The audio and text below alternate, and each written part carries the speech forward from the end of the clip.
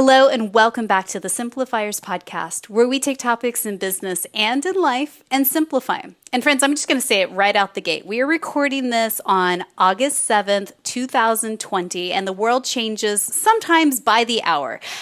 And a topic that I've been wanting to simplify for a long time, well before we got into 2020 pandemic life, was actually how to stock your pantry. But I want to take it one step further and really move into a plant-based diet and how to actually stock that pantry to be something that has all the things you need and want and desire if you are living a healthier lifestyle and wanting to be moving towards inching ever so slowly to being a vegetarian or even a vegan. So I had to find the perfect guest for this topic, and lo and behold, the universe certainly did provide. Her name is Michelle Cehn, and she is the founder of the popular food and lifestyle website, worldofvegan.com. And she's also a YouTube personality who has reached millions through her work. She's the co-host of the Plant Powered People podcast, say that 5 times fast, and also the Plant-Based on a Budget meal plans, as well as the 7 Days documentary. Now, she's a new mama on a mission to inspire compassion and positive change, and she's going to teach us how to create your very own plant-based pandemic pantry. So I'd like to welcome to the Simplifiers podcast, Michelle Cehn. Hey, Michelle. Hey, thank you so much. It is such an honor to be here, and I think this topic is coming at the perfect time. So perfect, because it's actually aligning when you're shopping for your pantry staple items that are going to last you for a long time. A lot of those happen to be plant-based anyway. So anyone who's kind of had that inkling in their mind of, I want to be eating more plants, maybe a little bit less meat and dairy, or even none at all, this is really the perfect time to take a step in that direction. And I know we have a mix of people that are listening to this podcast all around the world, but I'd like to believe that the majority of us are, forward-thinking, progressive people that want to live a healthy lifestyle. But, quite a few of us might still love our tacos and brisket and queso and things like that. So just, go gentle on us, Michelle, today. We're slowly making steps. And I think that that's it, is that, just simple, practical tips that you can share with us today would really, really help. Absolutely. And I have to say, as a vegan for more than 13 years, I still absolutely eat my tacos and my queso and all of those things, just a plant-based version of them. But it's been kind of cool during this pandemic season of life that because we're all shopping differently and I'm trying to go to the grocery store as infrequently as possible and shop for things that last a long time. And I also am cooking 100% of my meals at home, as a lot of people are doing for the first time ever in their lives.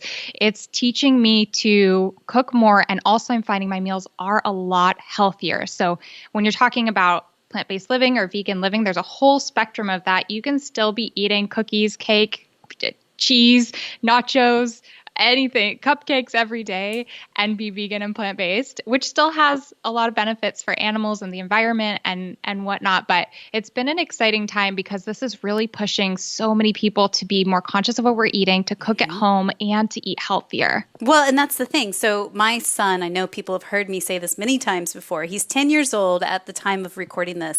He's been a veggie for probably a couple of years now. And he, because he is, we all sort of follow along as well. Not begrudgingly. I don't really have an interest in eating meat as much as I did maybe 2 years ago. But, when one person in your household turns vegetarian, it does change things. For the simple fact that it's impossible to actually create and cook and prep and shop for 3 meals for one dinner, right? It's just insane. But you're right. Some of us have a little bit more time in our lives right now because of lockdown and the last few months. Yeah, well, I have to say major props to you as a mom, and I'm sure lots of moms listening out there have a child who either is or maybe will one day be interested in eating vegetarian, eating vegan. It's so a thing now that everyone knows someone who's vegan or plant-based. But I went vegetarian when I was 8 years old. I didn't know another vegetarian around. I just told my parents I didn't want to eat animals anymore. And they supported me in allowing me to do that. I know a lot of parents just say, you're under my house, my rules, my food, you eat or you starve. You eat what I make or you starve. My parents were very open in letting me kind of choose my path, which I'm so grateful for. But they did not cook separate meals for me. So I ate a lot of just pasta and cereal. Those are the bulks of my meals because I would make it myself. And yeah, it's fascinating. And I'm so grateful when I see parents who are really supportive of their children, especially if your kids are trying to make healthier food choices. Think about how hard it is to get your kids to love fruits and vegetables, to eat healthy. Like this is like a dream parents have. What can I do to get my kids to eat healthier? So if they're taking those steps on their own, woo, like you've done a great job as a parent. Like that's amazing. Yeah. And if they can push you along that path a little bit to be taking some steps for your own health, so you're going to feel better, so you'll be able to be there to see your not only your kids and your grandkids, maybe even your great grandkids. That's such a beautiful, inspiring thing that your kid can give back to you. So that's so cool. And so, Leah, tell me a little bit about kind of the benefits you've seen of having a plant-based diet. Like, why is it so important to make that shift right now, especially as we're all living in a pandemic, working from home more, stuck in a house together? What do you see are the benefits? Yeah, well, right now, especially, it's a really cool time because you think about what foods last in your kitchen and your house, and the fastest things to go bad. I mean, of course, like berries and stuff aren't going to last, but it's meat, it's dairy. If you have milk, you got to use that up and then buy some again. And if you think about the plant-based alternatives to that, they can last you a long time. You can get shelf stable like almond milk and soy milk and stuff that can last in your pantry for years, but you can also buy nuts. And your nuts can last in your pantry, and you just blend them with water and you have milk. So you're able to make this swap that's not only healthier, better for the environment, better for your body, better for animals, all of the positive things, but also it allows you to not have to go to the grocery store because you ran out of milk. Yeah. And you can apply that to so many different things. If you have meat in your fridge, you need to eat that or it can go bad and then it can be seriously harmful to your health. It's a little bit different when you're talking about plant-based meats. They are made from plants, oftentimes soybeans or wheat, gluten or whatever. Yeah. And they're never going to go bad to a point where they become harmful to your health. And most of them are frozen anyway. So you can keep them in the freezer and pull them out when you need that. When you're wanting a burger, being able to turn to a veggie burger, you don't have to worry about that spoiling effect. So those things like really make sense to be leaning in the direction of plants right now anyway. And it's very fascinating because we're seeing a global trend away from meat and dairy right now and toward plant-based products. It's a beautiful thing. But as a vegan, I've never before been like, I can't find any of my favorite products at the store. But suddenly everyone, vegans, not vegans, vegetarians, diehard meat eaters, they're all buying the veggie burgers. They're all buying, the soy milk, the cashew milk, the whatever. And these things are now being integrated into people's houses. So it's an exciting time. Well, and I think supply and demand is going to catch up because I think you're right. I think more people are trying, dipping their toes in the water and trying some of these plant-based products going, hey, actually, this is pretty good.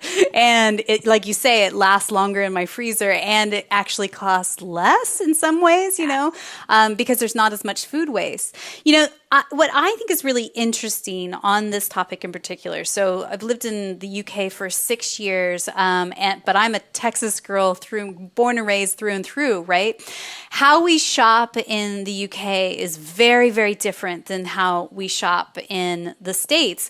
In the UK, we have tiny little fridges, tiny little freezers. And so you have to be incredibly intentional about what you put into your grocery cart. And a lot of times for people in the UK, you're shopping every 3 to 4 days or so. Now, what I think is really interesting in comparison to my American friends, in the UK at least, through this pandemic, online shopping has been something we've been doing for years, so to book a slot and get it delivered to our house is something that's just what we do. And so I think it's really been interesting to hear stories from friends where in America, they're like, I've never online shop. I don't even know how to do it. Like, what if it doesn't show up? And like, there's some certain advantages being in England and having that already being an existing thing that you can rely on in your shopping mentality versus America. It was like, oh my God, I can't go to the grocery store, and oh my God, the online shopping doesn't work, and oh my God, I can't get anything. It seemed like there was more of a panic there. Was that true for you as well? Yeah, most of the people that I know had never online grocery shopped. I actually placed my first online grocery order just before the pandemic hit for the reason of I'm a working mom. I had a newborn at home and I was like, how am I going to go to the store? I just don't have the time trying to toggle everything. So I placed the online order. I even like went online and was like, this is awesome. You guys need to do online grocery shopping. This is so amazing. And then like 2 seconds later, the pandemic hit and I was so grateful that I had just placed all these online orders. So we had a big stash of food. I didn't even have to run to the grocery store right away. But now it's definitely the norm. I don't even know how those businesses have scaled up so fast to keep up with the very sudden demand, but they have. And it's been a really amazing, pretty seamless here in the US at least. I mean, I live in Sacramento, so I live in a city, so that's probably a little more accessible there. Yeah. But I've ordered pretty much exclusively online grocery shopping now, and I've never had an order messed up, and I'm vegan. So I'm like really, you know how they'll at least here, they'll swap items. They'll be like, oh, we're out of this, so we'll give you this other bread, which could easily have an animal product. I've never had a problem happen. It's been really amazing. Although the one thing I will say is it still takes a lot of time. Like as a busy mom, as a working person, ordering online still does take time. Yeah. So what do you use? What apps are you using or grocery stores that are in Sacramento? Yeah, I use most commonly Amazon Prime has free delivery to Whole Foods. Yep. So that was just the quick and seamless. And then I've used a couple of the other delivery platforms out there. I don't know, the big ones. I've tried a few of them. A lot of them have, if you're new to online shopping, a lot of them have like a discount the first time that you try them. So you can sign up for you, place an order. Then when that runs out, have your partner or your friend place the order. Anyone you live with can place the order and you can keep getting the discount. So we've done a few of those through Instacart and some others. Yeah. That's cool. But the other different thing is that I used to grocery shop at a few different grocery stores, which I know a lot of people did. They'd get, I know like the most affordable bananas and whatnot are at Trader Joe's. And then I get other specialty items at Whole Foods. No more. Now we have to figure out how to eat shopping at one grocery store. Yeah. And that's been a fascinating practice too. And another reason why it's been so important to build up a pantry that we know we have the staples. And so we're really just reordering the things that are kind of the specialty items and the things that like carrots and onions that are going to last a while, but not forever. So we have to replenish those. That makes a lot of sense. So in the UK, the ones that have really been great for us is Tesco, Sainsbury's, and Ocado. So I'll put all the links in the show notes for people, both of what Michelle is talking about and what I share. You guys can find those at thesimplifierspodcast.com, but those are really been the ones that have come through. And it's, it's an app on your phone. You book a time, boop, boop, boop, bish, bash, boosh. And a lot of times, especially with Tesco, it's so clever. Like they know your algorithms, they know what you regularly purchase, and you go, "Do you want that?" And you go, "Yep." And you click it, and it's like poof, it just magically appears at your house, which is amazing. That's awesome. So I really want to get into the nuts and bolts, very specific things that you have found really helps, like to stock your pantry. So what are the key things that you've got in your pantry? Let's start pantry first, and then we'll talk fridge, and then we'll talk freezer after that. Okay. Yes, definitely. So pantry staples, you want to think about kind of the normal staples that you have all the time, but you want to have stuff to cover you for breakfast, lunch, and dinner, snacks, of course. So pasta is a big one. If you have pasta and then tomato sauce that you can get in a can or in a jar, that's a meal right there. You can add in frozen veggies or whatever. That's a meal. You can have oats. Oats are great for breakfast. Like you can have warm oatmeal. You can make overnight oats in the fridge. You can even make 7 jars of overnight oats so you have breakfast covered for the whole week. That's great. Rice, beans, of course. I mean, you can survive on just eating rice and beans alone for a long time. But on that note, like sometimes I won't be able to find rice now. I won't be able to find like white rice or brown rice or the basics. So look to other grains, look to quinoa, look to millet, look to barley, farro, maybe some things you've never tried before, but that are really delicious and work perfectly as substitutes in exactly the same way as you would have rice.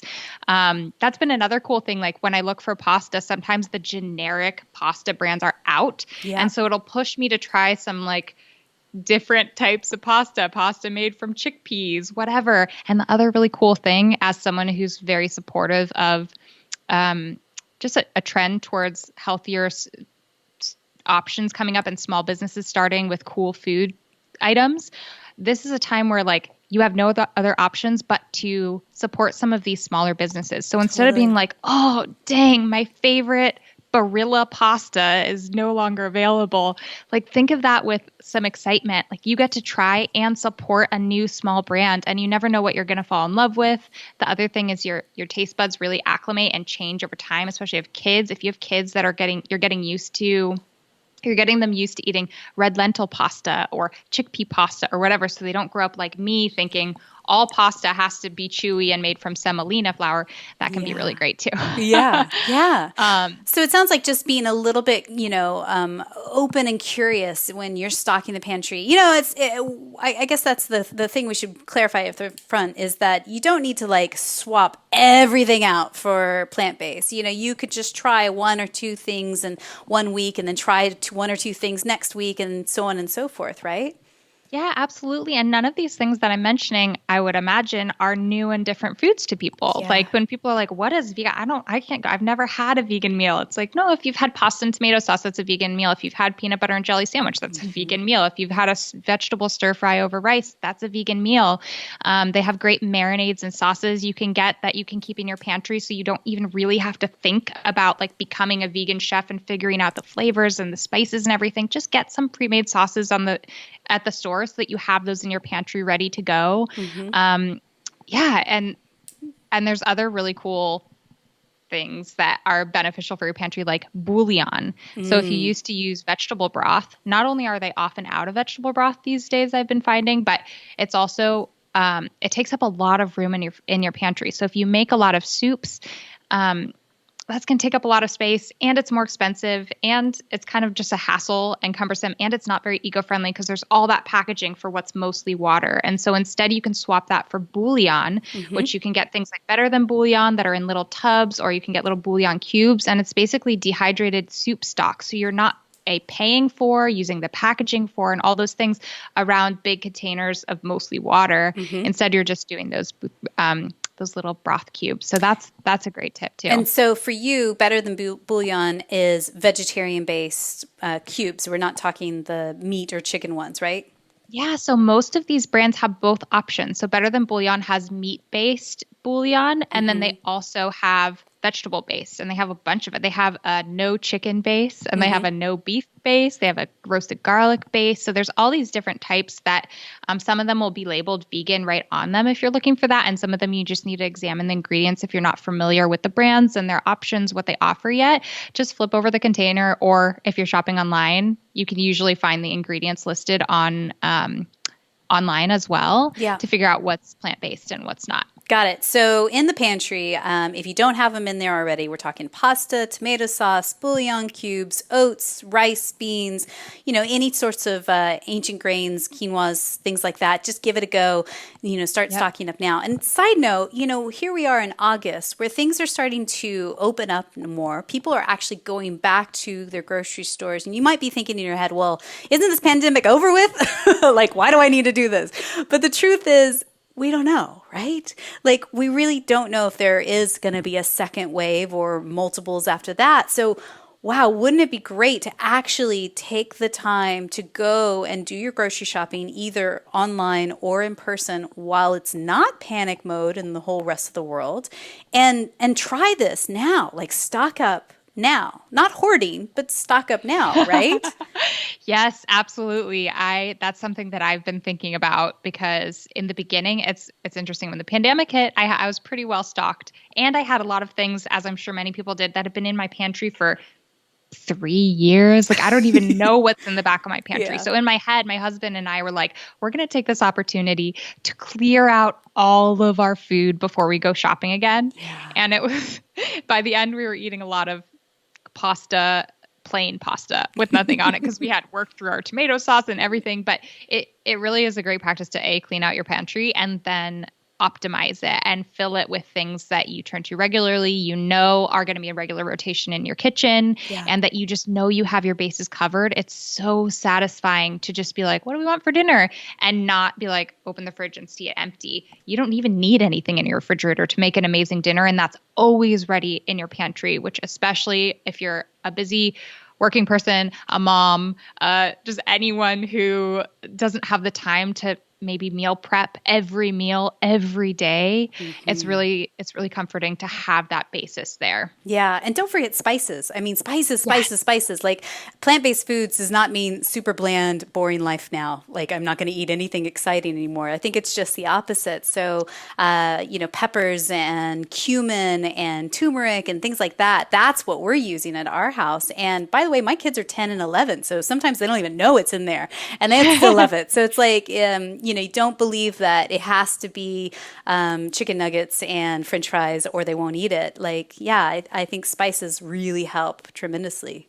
Yeah, that's definitely true. Also, spices are some of the healthiest foods on the planet. I recently read a book called How Not to Die. It's an awesome book. It basically talks through each different type of main category of disease and what foods you can eat to support your body in fighting that.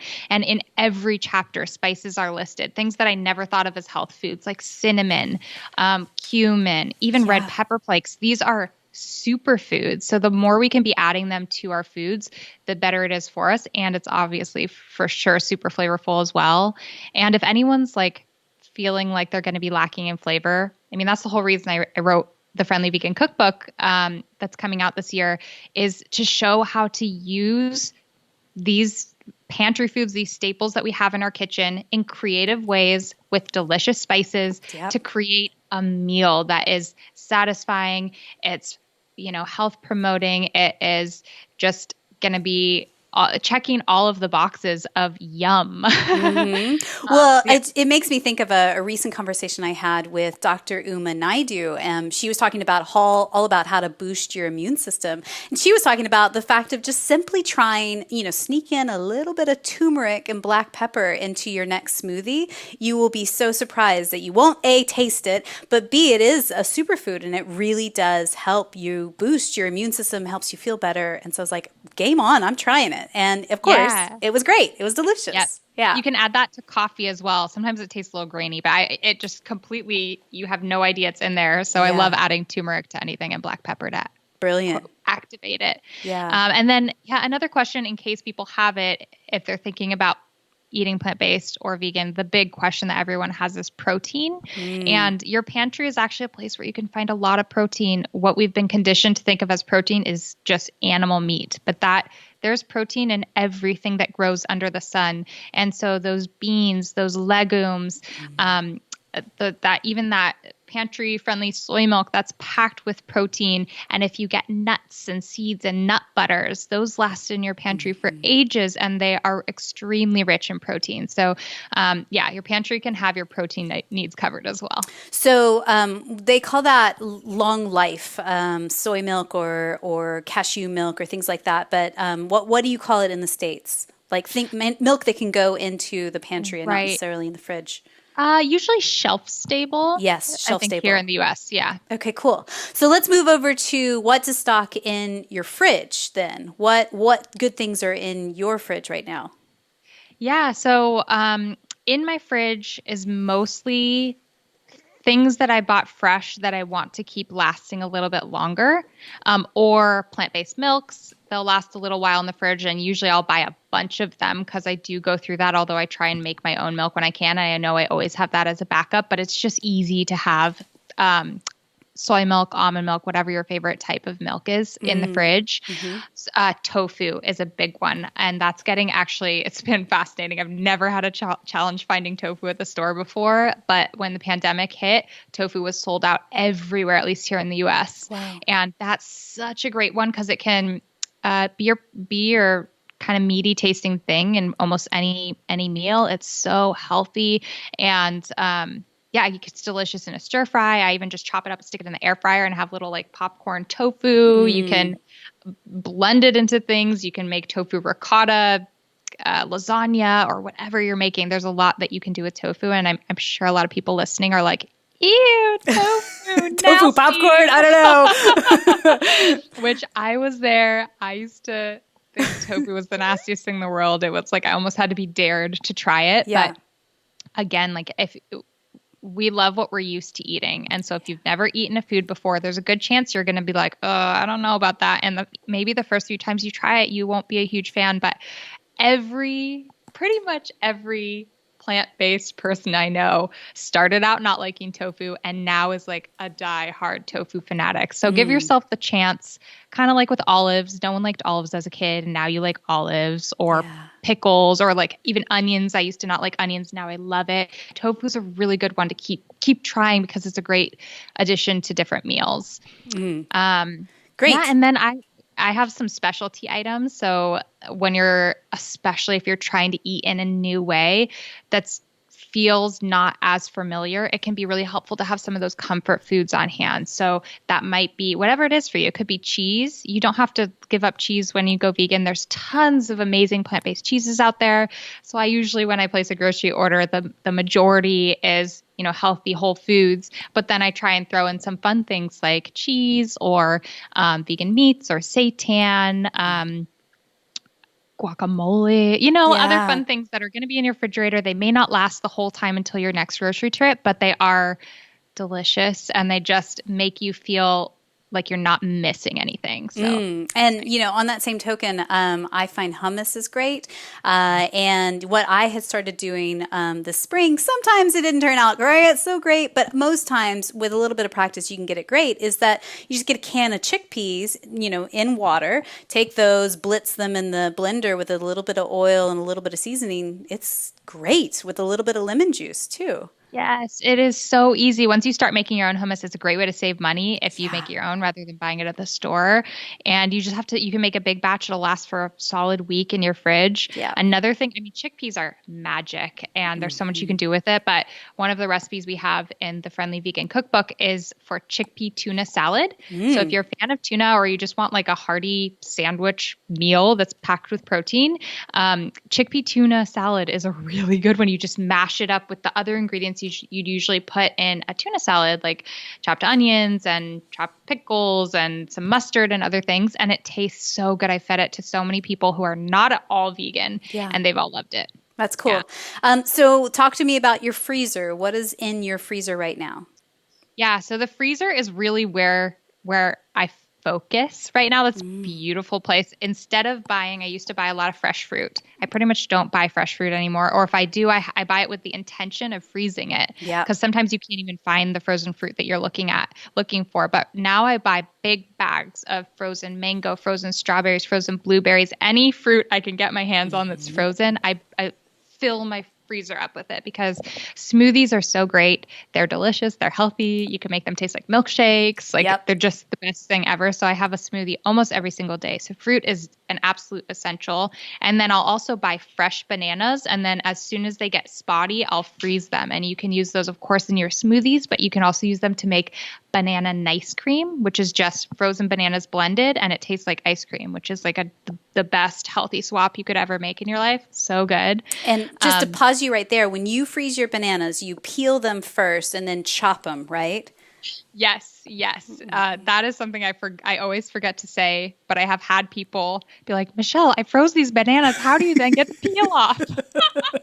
I'm like, oh gosh, I'm so sorry. So yes, peel them and you can either break them up with your hand or slice them up. And I have a big bag that I just reuse and constantly refill with bananas that I freeze and stick in my freezer. That's great. Yeah, we do the same. We have loads of frozen fruit. My son will go through so many bags because that's what our kids reach for snacks. They're not reaching for like bags of chips or cookies or sodas. Like we just don't have it in our houses.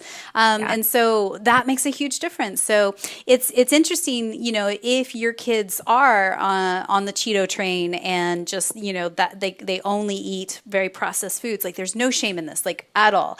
All I'm suggesting is that you just take one of those things and replace it every week and just see what happens. And slow change happens where they start eating healthier and they're actually going to be asking for it rather than the other stuff.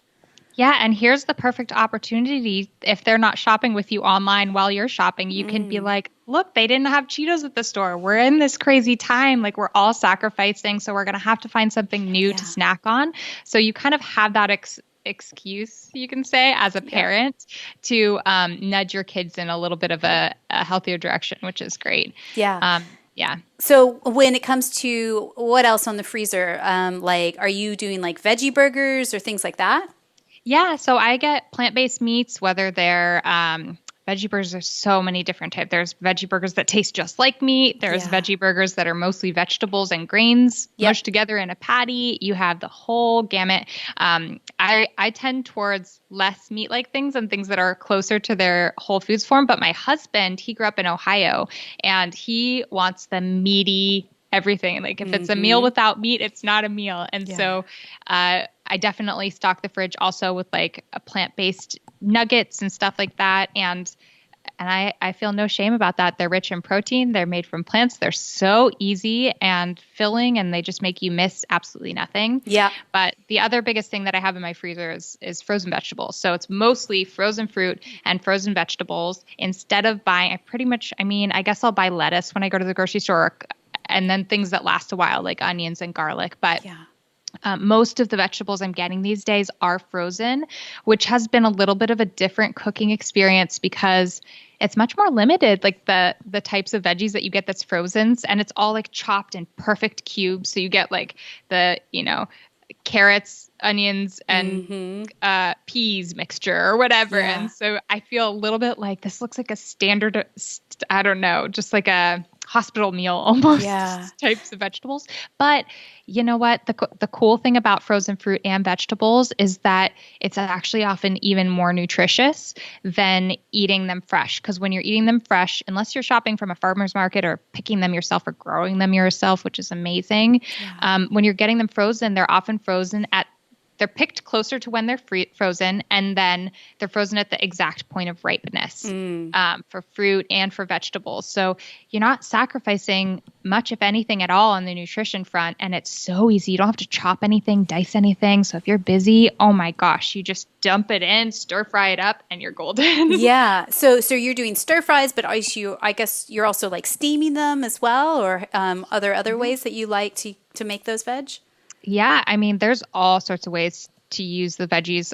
You can even get creative and make like a pot pie with veggies thrown in. We have an awesome recipe for that in the Friendly Vegan Cookbook. You can make soups, stews, casseroles. You can add it to like a plant-based mac and cheese. I think I have like 3 or 4 different vegan mac and cheese recipes on worldofvegan.com. Amazing. And you can always, for any of these base dishes that you're making, even if you're just making pasta with sauce, boost the nutrition a little bit by just tossing some frozen veggies in with the sauce. You can even crumble in some tofu into the sauce and just heat it all up, put it on top of the pasta, and you have a really nutritious meal that's filling and satisfying and all the things. So yeah, frozen veggies are awesome. Yeah. So don't tell my kids, but I actually take the mixed veg, I put it in a blender, and I mash it all down, and then I sneak it into the spaghetti sauce. So they have no idea, like literally no idea.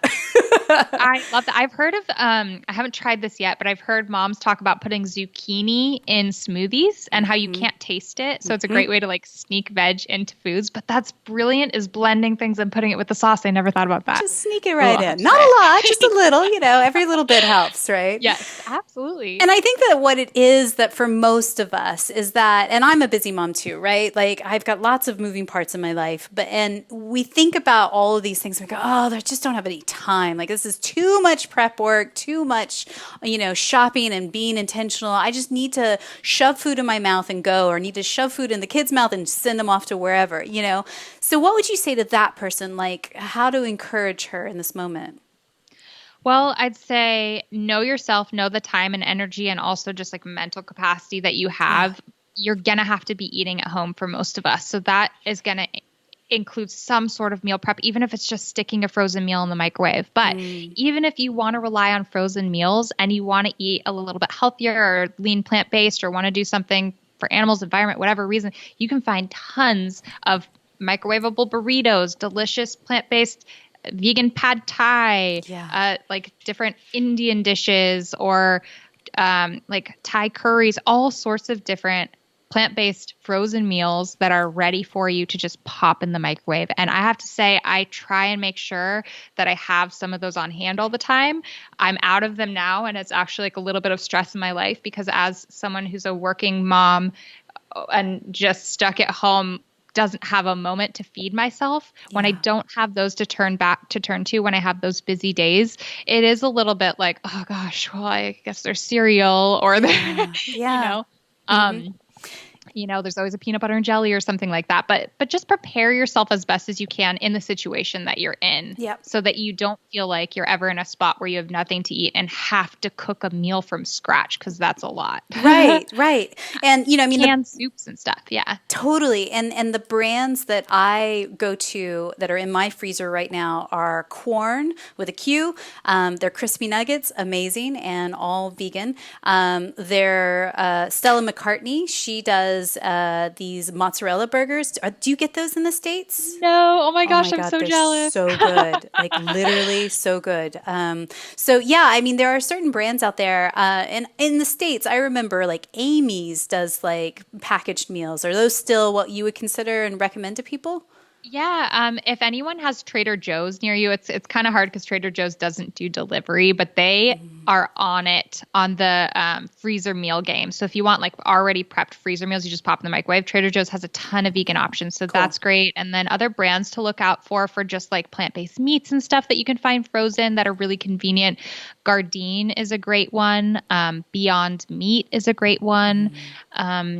Oh my gosh, there's so many. And even stores like Target and Walmart and like super accessible, affordable places are now carrying these foods. So no matter where you're shopping, it's likely you can find many of these options, which is really great. Yeah, and it is really exciting to see that aisle in the freezer section. It used to be very tiny in my grocery store, and now it's starting to get bigger and bigger and bigger. Again, supply and demand. I think more people are waking up to a different way of eating and living, and I think that's exciting, right? Yeah, it really is. And the cool thing is that once it's like the scary thing is stepping in to try something because you have all of this I don't know, expectation around it, or what if you're going to fail? You think of it as this thing you're going to step into and try, and it's the thought of it that's the hardest part almost. Yeah. So if you're pushed to just be shopping a little differently, trying new things, and it just sort of seamlessly integrates in your life,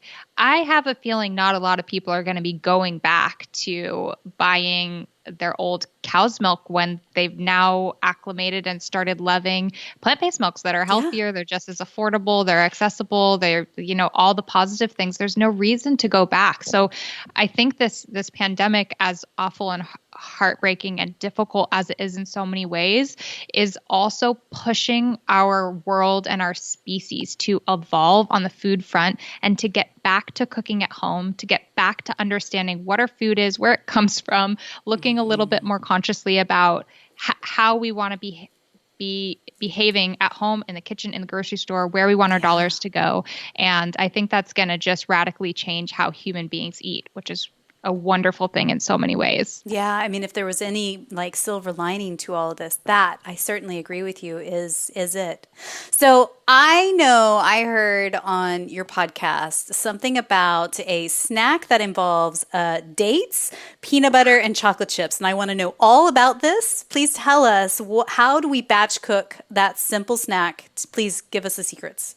Absolutely. Well, the beauty is you don't have to cook anything. It's the easiest thing in the world. I started making these. Well, I saw other people posting about them, but then I started making them when I was trying to prepare things. I was going to have a baby and I wanted to have some things in the freezer that I could snack on when I had a newborn and had zero capacity to cook or do anything and was so exhausted and needed a 3 a.m. snack. And these came in clutch. So you get those medjool dates, like the good medjool dates that are kind of squishy when you press on them and are just, they're like candy. And actually you can just straight stick those in the freezer and pull them out for snacks, and they're so good. But if you have a little bit more time, you slice it open, or just pull it open, take out the pit, stick in some peanut butter, almond butter, whatever your favorite nut butter is. I love peanut butter though. And then if you want to get really fancy, you can add some chopped up chocolate chips or just chocolate or whatever else you want. You could even add like chia seeds if you want to like really boost up the nutrition. You can stick other things in there and then freeze them, stick them in the freezer, and they are there for you any time of day Delicious. or night or 3 a.m. So good. Yeah, I mean, and again, I think that when we're thinking about how to eat healthy, we don't know what we don't know, and so if we just think, oh, well, I'll just go buy those packaged like granola bars, and that's it, that's fine, right? That's healthy. It's like, yeah, there are these other things that we could be doing that are not that expensive, not that scary. It's not that big of a leap from what we're eating now. So mark my words, I'm trying that this week, and so I'm so excited. I'll report back. Oh, I'm so excited. And yes, if we take the stigma and the nerves around stepping into a new type of eating away, and you just like step into trying it, I'm so excited. If everyone listening, or if anyone listening just like tries some new things, that's all this is about. Like, that is amazing. And it's just, I don't know. I feel like I constantly want to be learning and trying new things and improving and just sort of like optimizing the different elements of my life. And if I can do that in a way that I'm not really giving up anything, I'm eating something just as delicious, like with banana ice cream or banana soft serve. I like that more than ice cream. Yeah. It's healthy. It takes 3 minutes to make. And I just had to try it, learn it. And now that's what I turn to. And so if we can over time be tuning into those things, optimizing our life, it's just a win-win all around. Yeah. And just a reminder to everybody, you can check out her website at worldofvegan.com. Also, she's got a different website, the friendlyvegancookbook.com. Again, those links are all in the show notes at thesimplifierspodcast.com. So tell me then, Michelle, how do you personally deal with, because I know you probably have them, like the naysayers or the anti-vegans in your family or in your inner circle that go, yeah, but that's not like, but what do you say to them? Yes, so I definitely have that. I've been vegetarian since I was 8 years old. So I, growing up, had kids throw me in my face or just be like, totally not getting it, antagonizing me, all of the things. And then I always think of my uncle growing up. He was the one who would be at the holiday dinner table at the table. Michelle, why not just eat this? Make this one exception now. Like, why is it such a big deal to be so on this all the time? I don't get it. Like, so that is just something that you are going to experience if you step into this new lifestyle. And I think it's really important and also a wonderful gift that you'll get as you learn how to navigate those things. It teaches you to sort of grow a backbone, learn how to speak up for yourself, learn that it's okay to have feelings and beliefs that are different than the norm, and learn how to just be strong in your beliefs rather than just being like, sorry, okay, I'll eat it, or just like people pleasing others. So that's something that I've been learning throughout life. But also a lot of times people are they're just making conversation. A lot of times it may feel really like you're being attacked, but really they're making a joke. It's not as loaded of teasing or whatever as it feels sometimes. So these days I usually just shake it off. I'm like, sometimes saying nothing at all is the most powerful thing you can do, because they're trying to get a response out of you. Yep. Some people love to debate or they just want to get into it. And oftentimes when I do get into it and be like, okay, you want to talk about this? Do you want to talk about factory farming and all of these things? You leave the conversation feeling depleted and just unheard. These aren't people who are wanting to really learn what you're thinking and doing. So often just say nothing at all. Yeah. Or put one of those dates with the peanut butter and chocolate chips in front of their noses and they go, oh, that's pretty good. I don't know. I think that's what's interesting is that I think for most people, and I'll be the first to put my hand up and admit, like, we don't even think about where our food comes from. We do just literally shove food into our mouth as we're driving down the highway as fast as possible to get to whatever next thing in our life is. That, big change comes from small steps. And the small steps comes from trying something new, whether it's stocking your pantry differently or having a little bit of time to really understand where your food comes from. And then you go, oh, and that's where it stops and goes, oh, actually, you know what? I don't feel good about red meat anymore as part of my diet. Maybe if I make that simple shift to this, and it can be done in steps and stages, right? It's not just going full vegan and, in a night. I think that that's part of any sort of changes, both personally and professionally, is just giving yourself that grace to try things, take baby steps, and see what works right for you. Absolutely. And I'm all about being a friendly vegan. I think it's so important to remember for people who are on that path and are already vegan, remember where you came from. Like I was not always vegan. And the reason that I am where I am today and I feel so passionate about it is because of 100,000 different things I've learned over the years. Yep. And so you have to realize that when you're having a conversation with someone, they haven't been exposed to the same things you have. You're both on very different life paths and they know things you don't know and you know things they don't know. And that's okay. So having that level of like humility, you don't know it all. You're not on this path of eating superiorly. Like, no, that's not what it is. We're all doing the best that we can with the information that we have. But it's a really cool time also if you're at home to really try and learn more and watch documentaries like What the Health, Forks Over Knives, The Game Changers is a really, really great one. These are all free on Netflix. And take the time to like learn a little bit more about your food because you might find that it actually isn't in alignment with your existing values or your existing hope to be healthy, or what you've learned or been taught so far might actually not be the current truth based on scientific evidence. So it's now's a good time to just tune in and try and learn and just continue to be open to evolve. Yeah. That's so important. Michelle, I think that we have to have you back for a part 2, certainly, because I feel like this is a very big topic, but like maybe this part is step 1 of it, right? So we learn how to stock a plant-based pantry, and, maybe part 2, we really dive into the next step from there. I am so excited for people to read your forthcoming cookbook. I got an advanced copy. It's great. The book is called The Friendly Vegan Cookbook, 100 Essential Recipes to Share with Vegans and Omnivores Alike. It's being released October 27th, 2020. And I know you've got a special offer for people who want to pre-order that. What's going on there? Yeah, so if you do pre-order our book, we would be so grateful. We see a little message whenever someone's pre-ordering, and it literally makes our hearts jump out of our bodies because this is such a passion project we've been working on for so long, myself and my co-author, Tony Okamoto. But if you do pre-order, hop over to friendlyvegancookbook.com and just enter your name and email and pre-order information, and we'll send you a little ebook with a couple of our favorite recipes from the book. We wanted to make sure that if you're interested in stepping into this space for the first time, you don't have to wait until October to start cooking. So one of the recipes in there is our fettuccine Alfredo, and it is so good. It's my favorite recipe in the whole book. It's mind-blowing that from nuts and plants, you can create something that tastes pretty identical to the fettuccine Alfredo I loved as a kid. So that, and some other recipes are in there too. So you can check that out. And then we're also giving away a Vitamix to one of our, to one lucky duck who is pre-ordering our book. So very cool. Stay tuned for that. Amazing. Again, all the links are in the show notes for you guys at thesimplifierspodcast.com. So Michelle, I've got a few questions before we wrap up. And thank you again for your time today. First question is this. Tell us, what is one book or blog that you're reading these days that you feel is either inspiring you or maybe even poking holes and challenging your belief system?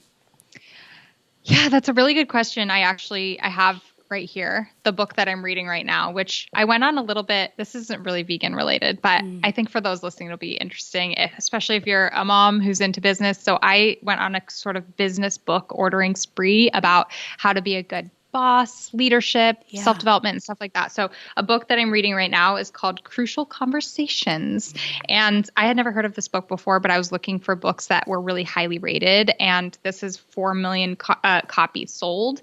And Reading it so far is actually really helpful. It's about having conversations both in personal life and business life that a lot of times we avoid. And I'm one of those people that for sure avoids uncomfortable conversations a Mm-hmm. lot. And it talks about how that plays out in your life and how just really standing up and having those crucial conversations at the get-go can make life so much better. It can actually change the course of how things go. It can heal relationships. It can make your business life so much more efficient.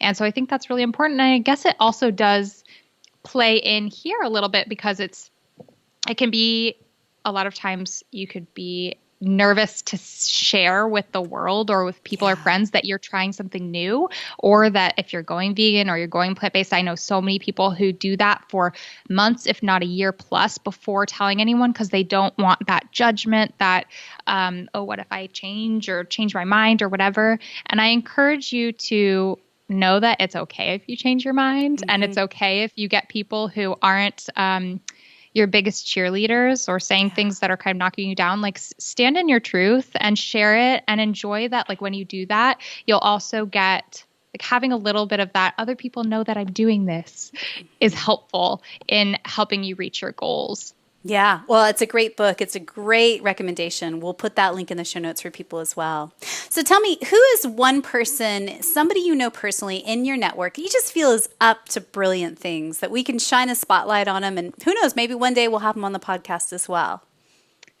Well, I have to give a shout out to Toni Okamoto. She's my co-author of the Friendly Vegan Cookbook, but well before we even embarked on that journey, she is just a brilliant human being. She runs the blog Plant Based on a Budget, which is one of the biggest questions that is asked when you're thinking about eating plant-based is Yeah. like, but it's going to be so expensive, or like, no, this is just something that the elite fancy people are doing, or that like whatever, like we have all these preconceived notions, this is just for hippies. Eating plant-based and eating vegan is for anyone and everyone. There's such a diverse range of anyone who would choose eating healthier meals, and her website is great. It makes it so easy. She has a bazillion recipes on there that are everyday, normal people ingredients, things that you have in your pantry, things you don't have to shop specially for, and great tips about how to do that while saving money in a big way at the same time. She and I actually teamed up and created these meal plans that show you how to eat, at least in the US, for as little as $25 a week, That's which is incredible. kind of crazy. If you drive through a fast food restaurant and get fast food in like a day or 2 days, you'll have eaten up that money. And Mm-hmm. people think of fast food as cheap food. It's not. It's really expensive. And if you really want to be saving money, you will do a lot of that by eating plants. Yeah, well, we will link up with Tony as well, most certainly, and put it in the show notes. So I believe gratitude and simplicity go hand in hand. Tell me, what are you grateful for today? Oh my gosh. I'm grateful for sleep. Yes. How old is your baby now? He's 6 months old, and we Oh, just recently started a form of sleep training. oh my And for the goodness. first 5 months, there was I'd say 3 hours was the most consecutive sleep I had gotten in so many months. And I have rest under my belt now. So I'm so, so grateful for that. Good. Yeah, and I'm grateful for you having me on the podcast and be able to connect with new people. That is so incredible. So, yeah, Yeah. thank you. And my pleasure. Well, again, everybody, you guys can connect with Michelle on worldofvegan.com is her website. And also, where do you hang out on social media? Is there one place in particular you people can connect with you the most there? Yeah, I'm very active on Instagram. So on Instagram, I'm just vegan. So Mm-hmm. little at vegan. And I post there every single day, some Great. things in my life, and then also food recipes, so much more. And then also on YouTube at youtube.com/world of vegan. I do videos that we share there every single week. Perfect. Great. Well, my final question for you today is this. And again, thank you so much for your time. I cannot wait for part two of our conversation. Someone somewhere is listening to this episode right now, and she's been teeter-tottering on the idea of going veggie. Maybe not full-blown vegan yet, but she's just like, I think I'm ready. I think it's time. What's one thing you could whisper into her ear right now just to encourage her in this moment? Go online and look for a recipe pick any recipe, find some blogs, or even if you want to make my favorite recipe, you can pre-order a cookbook and get that recipe immediately for fettuccine Alfredo. But pick any recipe you like and make it. If you have everything, you can make it tonight. So that I think what we do so often is say, I'll do this tomorrow, the next day. This will happen eventually. Just start and don't hold any expectations beyond that. Just give it a try. Try a recipe, then try another one, then just keep going. Yeah, and do the thing. Thank you so much, Michelle. I appreciate your time.